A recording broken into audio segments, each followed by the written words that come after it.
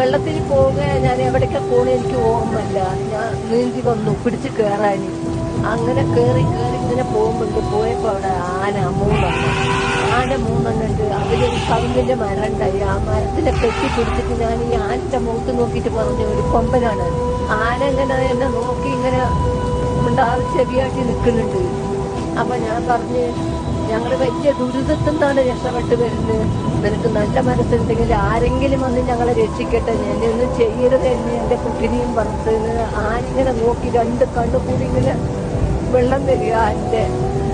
ആ മരത്തിന്റെ താഴെ തന്നെ ഞാനും എന്റെ കുട്ടിയും കടന്നു. മഴ, പെരും മഴ. രാത്രി 1:30 സംഭവിച്ചിട്ട് 6 മണി വരെ രാവിലെ ആ മരത്തിന്റെ താഴെ ഞങ്ങൾ കിടന്നു. ഞങ്ങൾ അടുത്തുനിന്ന് മാറിയിട്ടില്ല.